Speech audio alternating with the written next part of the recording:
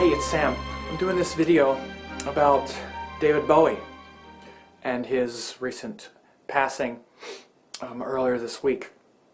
Of course, Bowie was an amazing artist whose career spanned, from the late 60s to obviously 2015. 40 years, more than 40 years. And, he passed right after releasing his last album called Black Star.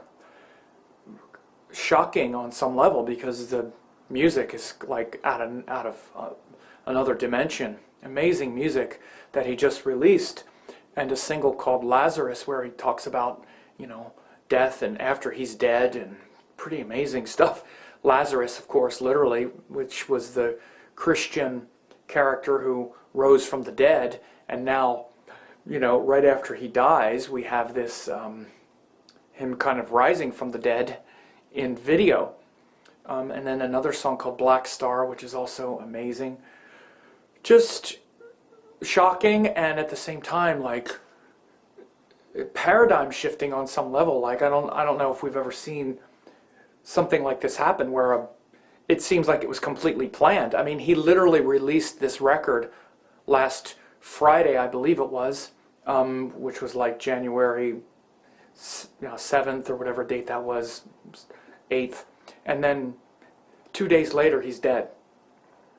And all of these themes. No one knew he died, that he had cancer. Very shocking to everyone. It seems to have been completely contrived, completely planned while he's recording this album and making these videos about death and he knew he was dying of cancer, and he hung on for the last few days, managed to go through the release, nobody knew about it, and now that final work of art. So his chart, he was born January 8th, 1947, around 9 a.m. in Brixton, England. It's in London. This gives a Capricorn rising sign. And so it's very interesting, to think of, Capricorn. We don't often think of Capricorn as like, artistic and, that sort of thing, or especially the way David Bowie was, quite provocative. But when we look at his chart, we see a few things that really show this kind of unusual art and this kind of otherworldly sort of expression of art. He's very iconoclastic, impossible to define in any kind of genre. And we see he had Rahu, the North Node, in the 5th house of creativity right there. People with Rahu in the 5th have a lot of an eccentric creative life and a need to create, a need to be creative, and sort of, as an individual. The 5th house is what creatively inspires us. It's like our heart's desire. And when Rahu is there, it's very eccentric and unusual creativity. In addition, he had 3 planets in the 12th house: Sun, Mars, and Mercury. The 12th house is about, literally, it's about things not of this world, like otherworldly things. Of course, so is Rahu, the North Node. So literally, all his themes of like space, he played a spaceman in a movie called The Man Who Fell to Earth. One of his biggest hits, one of his earliest mainstream hits, especially in the United States, was the song called Space Oddity, Ground Control to Major Tom. You know that one? I remember when I was a kid, when that came out in 1972, I believe. This is Major Tom to ground control. I'm feeling very scared. Oh, it's beautiful. And, just impossible to define. After that early phase, he got into what's called the Ziggy Stardust persona. He took on these different personas, chameleon-like, changing form, changing skin. One of the main ways you see this in his chart as well is not only is Rahu in the 5th, but Venus, of course, which is the planet of beauty, creativity, and the ruler of that Rahu in the 5th house of Taurus, is joined Ketu in Scorpio. So both these nodes are very powerful. Rahu in Taurus it's said to be exalted, but Rahu in Taurus is very powerful because it stabilizes the node. The node becomes very stable in Taurus because Taurus is quite stable. And Ketu becomes powerful for the other end of the node because it goes very deep. Because Scorpio is about a lot of depth, and Ketu is about really drilling down into the depth of things as well. So he had Venus there, which is the planet of creativity. It's his 5th lord. It's also his 10th lord. And so Ketu gives a lot of mastery and also a lot of disenchantment and discernment and discrimination and criticism. So in other words, he had very high standards. He was very critical of himself and very much a perfectionist around his art, which made him have very high standards. After his Ziggy Stardust phase, he really started to morph into all kinds of other genres of music, which bordered on what he really evolved after that. I mean, it was amazing before. He had his own unique style, and especially his style, literally, like with pink hair and crazy outfits. But it wasn't crazy outfits like Elton John, like with big glasses, just like, oh, I'm a showman. It was a persona. He took on a character. The Ziggy Stardust was a character that he played. The spiders from Mars, right? It was the portrait of a rock star who crashed and burned, right? And so it was a character and a persona that he played. And then after that, he actually had a few years of pretty heavy substance abuse and things like that. These are, this is well known. And he became very influenced by unknown at the time American rockers and alternative punk artists like Iggy Pop, who became famous later. And also he was very influenced by jazz and soul music, and then he got into this phase where, in particular, maybe one of my favorite phases and albums that he came out with was Young Americans and Golden Years and Fame. Those songs, particularly Young Americans, I find to be just an incredible song. It has this saxophone laden, it's like this soulful blues pop. He was in the middle of so many different genres of music, impossible to define and pin down, but yet existing in it very much in the middle of it. Like if you heard Fame on the radio, even though it's totally unique, it fit. When you heard Young Americans, even though you'd never really heard anything like that, it made sense somehow. He took all different genres and brought them together in a way that was uniquely his own. Again, very chameleonic, very much pulling from different influences, but you almost couldn't even hear them. Like, you can't really say that you can hear his like Iggy Pop influence. Maybe Suffragette City, but again, it sounds nothing like Iggy Pop or the Stooges. You can't say you really hear how he's influenced by other sort of punk rockers or jazz. You can't really say that you hear the influence. He's not ripping anyone off. It's all uniquely his own. But he really stepped into his own as a singer, and his lyrics were always very poignant. Changes is a big one. Changes, trying to face the strain. Changes. Oh, look out, you rock and rollers. It's one of my favorite lines in that song about the changes in rock and roll and in music that was, that were coming with punk and new wave, and he was on the cutting edge of all of that. Never just reacting to trends and reacting to things. Always at the forefront of it. Always, very much on the cutting edge of what's possible in pop music and rock music. And then later, when MTV became popular, he just dove right in the middle of that with the Let's Dance album.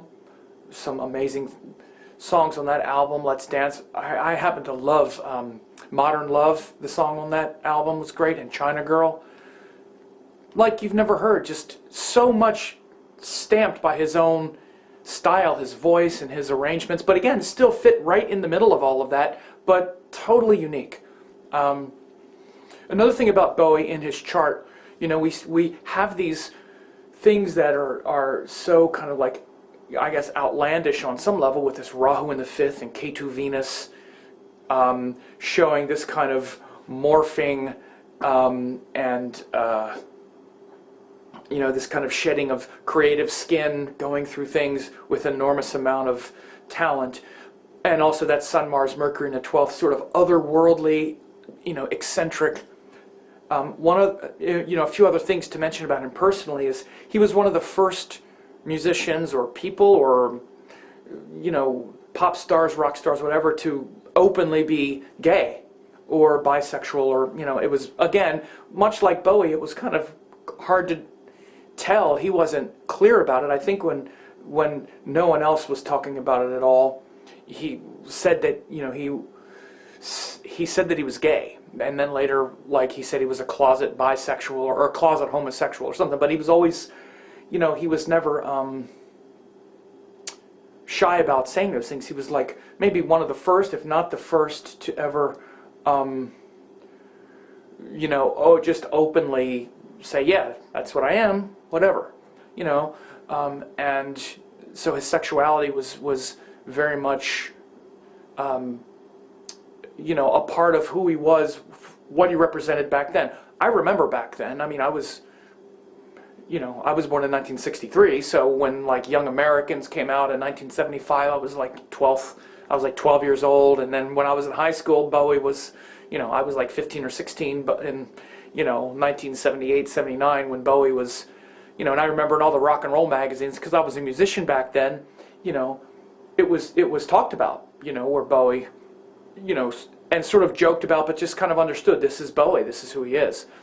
Again, later in life, it just kind of got downplayed, and it's funny how it is sort of downplayed even now. I don't know whether it's because it just became, and I'm talking about his sexuality and his openness about it, I don't know whether it's just because it stopped being relevant, or that it's just no reason to talk about it, but it's a huge thing.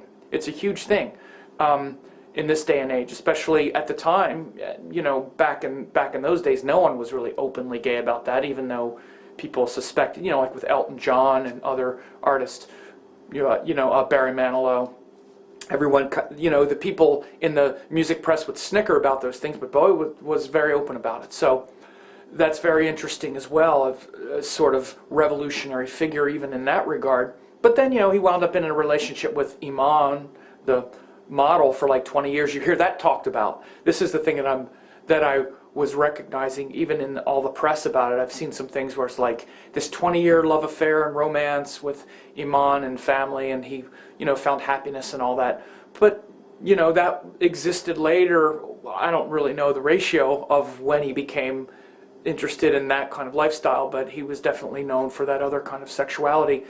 You see these kind of things with, when you get at least this kind of morphing of identities impact the sexuality because of Venus there, Venus with Ketu.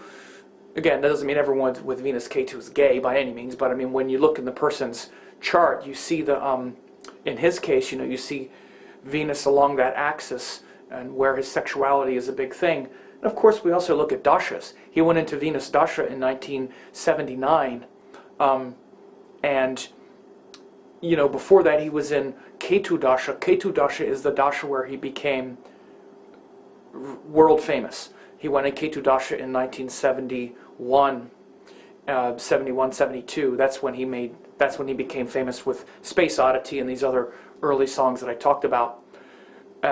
So it wasn't just obviously all this eccentric energy. Someone who has a sustained career of success for 40 years, you're going to have to see enormous power and strength. Again, this is a Capricorn person, so that might kind of shift your perspective about what a Capricorn is like. Oh, a Capricorn. Where do you see all this wild, crazy stuff from a Capricorn? This is why you can't, you would expect, like, maybe, the things that come to mind are like Gemini, Libra, changing personas all the time, changing identity. You'd think those kinds of things. Even Scorpio makes sense because of the transformational nature of Scorpio, 12th house, all these things are shown. Capricorn. But think about it. Think about his nature. Like, when you see him and you think of Capricorn, it's ruled by Saturn. And again, planets have things like an appearance. Saturn is tall and thin, prominent teeth. These are the things of Saturn. This is the appearance of Saturn. Tall, thin, prominent teeth. Saturn is stiff. Now think about this. I thought about it because I had never looked at his chart before. But even like when he dances, I'm going to do a little bit of a Bowie imitation. But he has that kind of like when you see in the Let's Dance video, it's kind of this stiff kind of dum dum dum. Even like da da da, he kind of has this erect kind of almost robotic kind of stiff motion as much as he dances. Look on his videos and notice this kind of stiff kind of quality to his dancing, right? And really sort of compare that to like, Michael Jackson, or a kind of like fluid. It's a kind of stiff movements. He's definitely got that kind of ironic, sardonic kind of, Saturnian presence in the midst of all of this changing. He's not a goofball, let's put it that way. There's a seriousness there. There's a gravitas, you might say. Like, even in all of his pictures, he's bringing out the, like I say, the gravitas. There's a heaviness there in the midst of all this change. And sort of pageantry and things that could be, again, I would compare maybe to Elton John. I remember back in the days, these two were kind of similar in their own way. Elton John was kind of a goof off, kind of a goof, like, kind of mugging a lot, and a lot of like this kind of thing back in the day when he was in all the costumes and the sunglasses, and he was very extravagant and sort of mugging a lot. Bowie wasn't, in spite of all the costumes and the makeup and the hair and the stuff. Even when you see him, he's kind of, there's a seriousness. You can see Capricorn and his ruling planet when you look in the chart. Here's where the power comes from, because again, all of this change, all of this creative change, someone who morphs into so many different lifetimes and identities and realities, from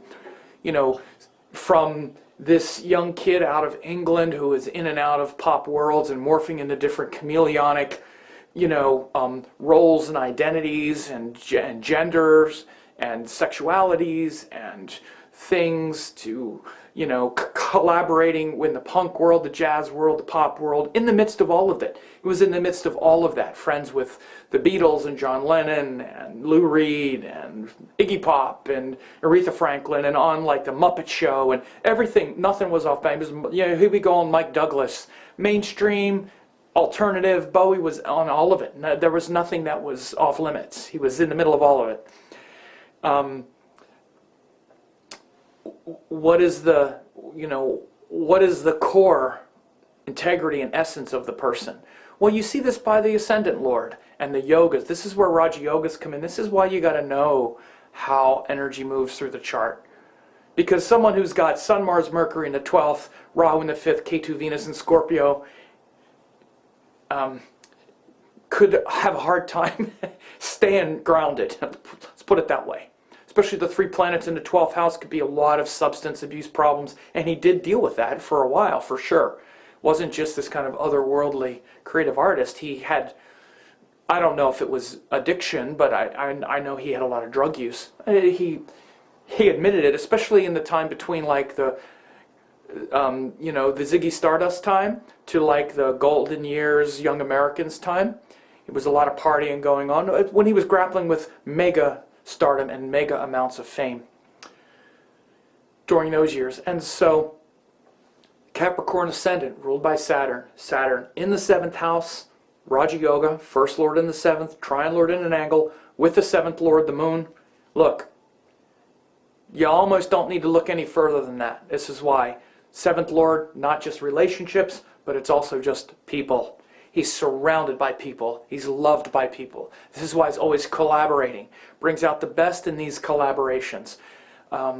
Musical collaborations, and of course just people around him. He was beloved. Everybody, I don't know if you hear anybody saying bad things about Bowie. And it's why he was everywhere. He was happy with his fame, happy with people. You see him being interviewed on Dick Cavett back in like the late 60s. And Mike Douglas, this TV show host in the US and everywhere. No embarrassment, no like, oh, I can't do that. I'll do cheesy TV and I'll go to like, some punk rock show in New York or hang out with Iggy Pop and the Stooges punk rock scene and all of it. Bowie was all in all of it. This moon, he loved it. He loved people, being around people. He was supported by people. He supported people. He had a lot to do with Iggy Pop even being known.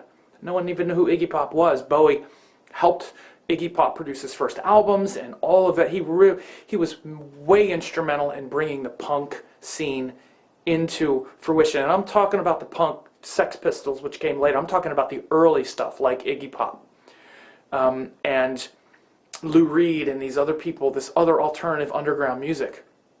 He was a great friend and advocate of all of that. Also, his collaboration, like for instance, with on his Let's Dance album, which was in I think '83 or '84. One of the stars that got launched from that album was Stevie Ray Vaughan. Stevie Ray Vaughan played guitar on that album. No one had ever heard of Stevie Ray Vaughan, except for in Texas. Stevie Ray Vaughan was a blues guitar player, and he played on Let's Dance album, and I think it was some of the best work he ever did because he was working for Bowie, because he had to function within the framework of David Bowie's compositions. So you hear that beginning to China Girl. Oh,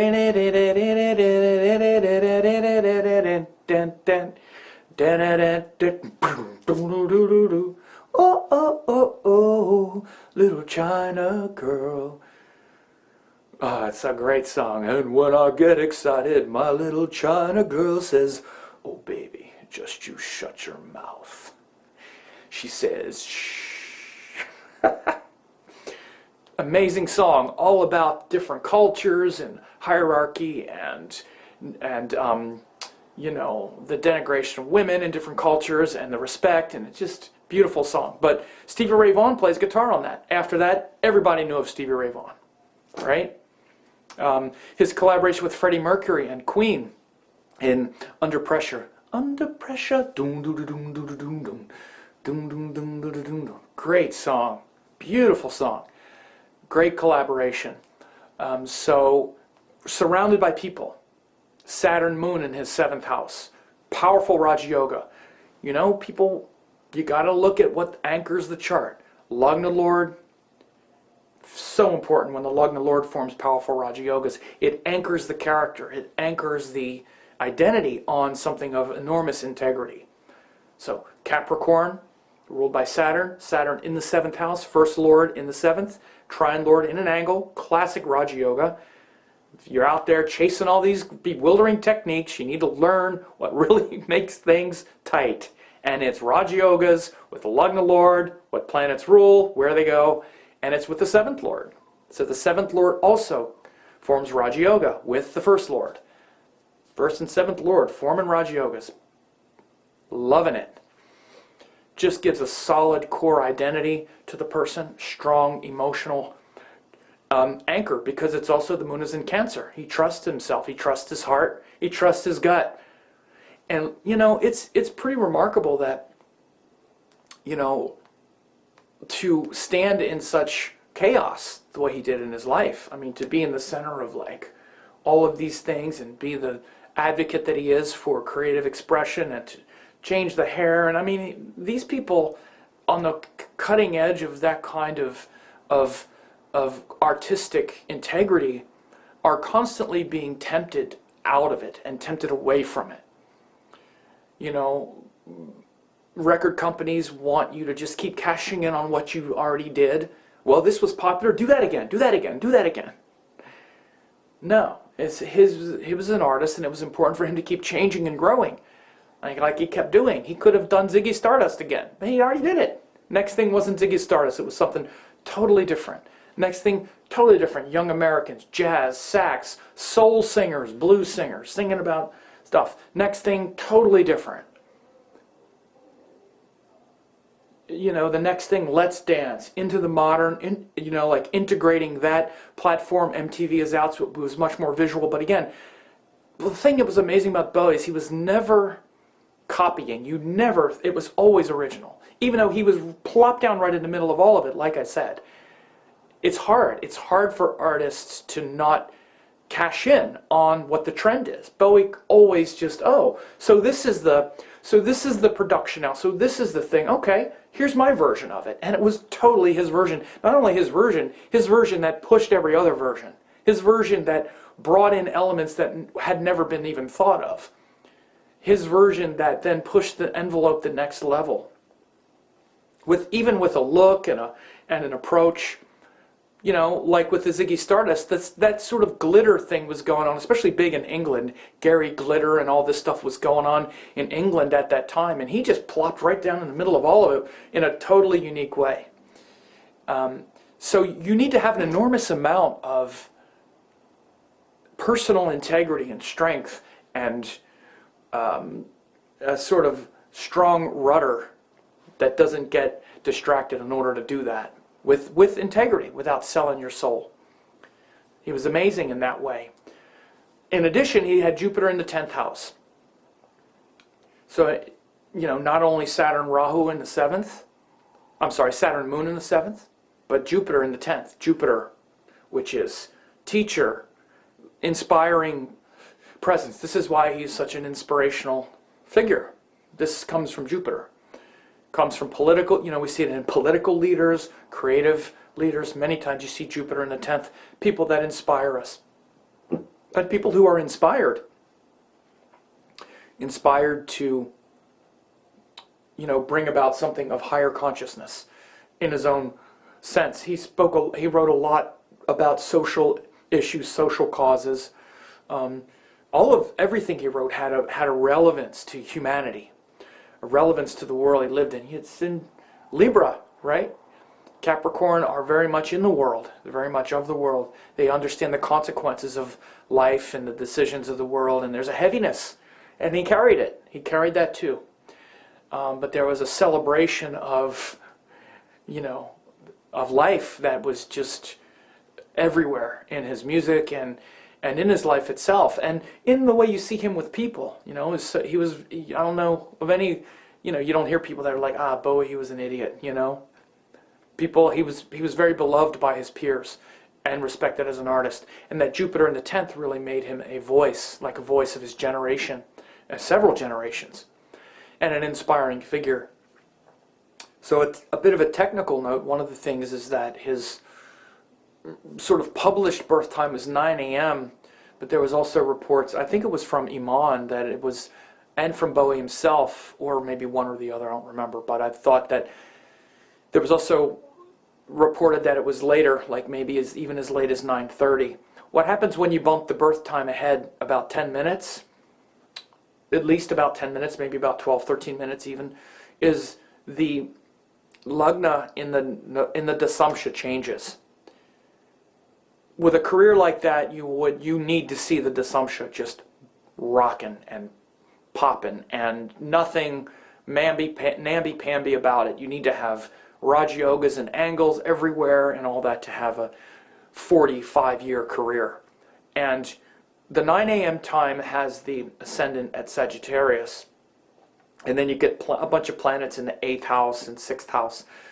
When you move it to Capricorn, you get the really powerful chart. You wind up in the D10, you wind up with Capricorn ascendant Ketu in the 1st, and this Ketu Dasha is what started all of his success.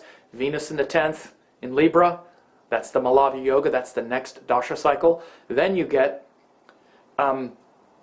Mars, Sun, Jupiter, and Rahu in Cancer in the 7th house, so tons of Raja Yogas in the 7th house. You also get Mercury, which is the 9th house lord, in the 5th house. Again, very powerful. So my hunch is that his birth time, it needs to be pushed up a little bit. And this is how you generally rectify.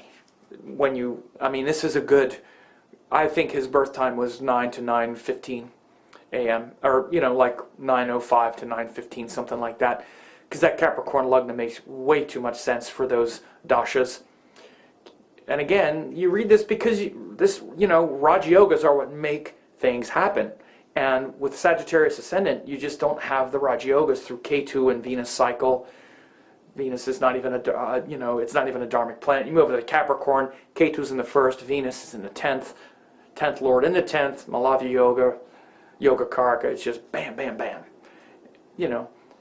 Sun winds up being in the 8th, which was not as powerful of a time creatively, at least as far as his notoriety. The late 2000, late 90s, early 2000s, Sun would go to the 8th. Then the Moon was more of a renaissance, and he passed away at the very beginning of the Mars Dasha. So his Mars Dasha is when, he just started Mars May 2015. So he's been grappling with Cancer silently since May of 2015, and he just went into Mars Rahu October 2015. And I haven't really looked at this for why Rahu creates this. Well, he's got Rahu in the 5th. Rahu is obviously malefic. So